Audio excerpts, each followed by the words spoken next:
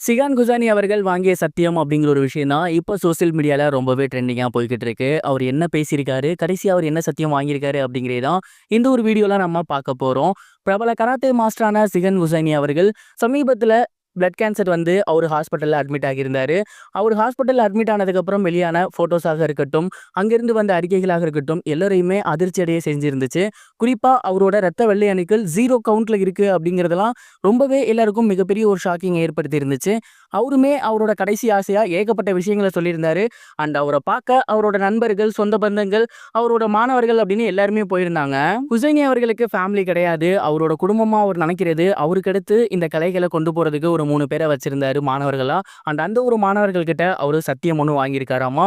குறிப்பா அவர் என்ன சொல்லியிருக்காரு அப்படின்னா, என்னோட ஆசை என்ன அப்படிங்கிறது உங்க எல்லாருக்கும் நல்லாவே தெரியும். தமிழ்நாட்டுல இருக்க ஒவ்வொரு குழந்தைகளோட வீட்லயுமே ஒரு வில்வித்தை வீரர் இருக்கணும். ஒவ்வொரு குடும்பத்திலயுமே அந்த உறுப்பினர் இதன் மூலியமா பெருசாகி மேல வரணும். அண்ட் இதற்காக மைதானம் வேணும் அப்படின்னு தான் இத்தனை வருஷங்களாவும் நம்ம கோரிக்கை வச்சுட்டு இருக்கோம், போராடிக்கிட்டு இருக்கோம். அதற்காக நீங்க கண்டிப்பா அரசாங்கத்திடமோ, இல்ல எனக்கு தெரிந்த மெரியாளுங்கள்கிட்டயோ நீங்க பேசணும். அதற்கான ஒரு ஏற்பாடுகள் பண்ணணும். இதிலிருந்து நான் மீண்டு வரேன், வரல.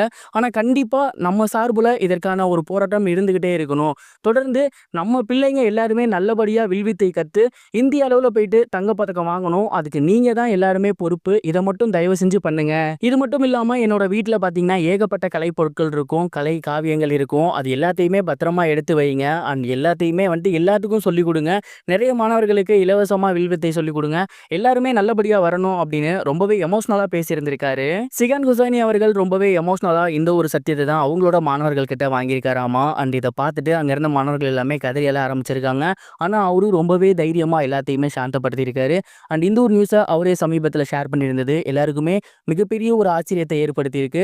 இந்த அளவுக்கு தைரியமா இருக்கவரு அதே மாதிரி இந்த நோயிலிருந்து மீண்டு வந்தா ரொம்பவே நல்லா இருக்கும். இது ஒரு புறம் இருக்க, ஆக்டர் விஜய் அவர்களுக்கு இன்னையிலிருந்து ஒய் பிரிவு பாதுகாப்பு வழங்கப்பட போகுது. அண்ட் இதற்கான ஒரு ஆலோசனையை நீலாங்கரையில உதவி ஆணையர் பரத் அவர்கள் விஜய் சாரோட நிகழ்த்தியிருக்காங்க. தளபதி விஜய் அவர்கள் டிவிகே தமிழக வெற்றி கழகம் அப்படிங்கிற கட்சியை ஸ்டார்ட் பண்ணி ஒரு வருஷம் ஆகிருச்சு. அண்ட் இந்த வருஷம் முழுக்கவே அவரு தமிழ்நாடு முழுக்க சுற்றுப்பயணம் மேற்கொள்ள போறாரு. இந்த ஒரு செய்தி வெளியானதிலிருந்தே அவர் மேல ஏகப்பட்ட வன்மங்கள் வந்து கொட்டப்பட்டு இருக்கு அப்படின்னு தான் சொல்லணும். நிறைய த்ரெட்டனிங்ஸ்லாம் வந்துட்டு இருக்கு. இதனால தனக்கு பாதுகாப்பு வேணும் அப்படின்னு விஜய் அவர்கள் கேட்டிருந்தாரு. அதற்கிணங்க ஓய்பிரிவு பாதுகாப்பு அவருக்கு கொடுக்கப்பட்டிருக்கு. மார்ச் 14லேருந்து அமலுக்கு வருதுன்னு சொல்லியிருந்தாங்க. இன்னைக்கு அது அமலுக்கு வருது. இதனால உதவி ஆணையர் பரத் அவர்கள் நேரடியாக விஜய் சாரை மீட் பண்ணியிருக்காங்க. ஓய்பிரிவு பாதுகாப்புனா என்ன, எத்தனை காவலர்கள் இவங்களை சுற்றி இருப்பாங்க, சுழற்சி முறையில் இது எப்படி நடைபெறும், அண்ட் எங்கெங்க இந்த பாதுகாப்பு இருக்கும் அப்படிங்கிறதெல்லாம் விஜய் சார்ட்ட ஆலோசனை நடத்தியிருக்காங்க. அண்ட் இந்த ஒரு விஷயம் சமீபத்தில் வெளியாகி ரொம்பவே பரவலாக பேசப்பட்டு இருக்கு. இது வரைக்கும் கனெக்டிங் டிவிக்கு சப்ஸ்கிரைப் பண்ணனா மறக்காமல் சப்ஸ்கிரைப் பண்ணிக்கங்க. உடனடி அப்டேட்ஸ் பெறுவதற்கு நோட்டிஃபிகேஷன் பெல்லையும் கிளிக் பண்ணிக்கங்க.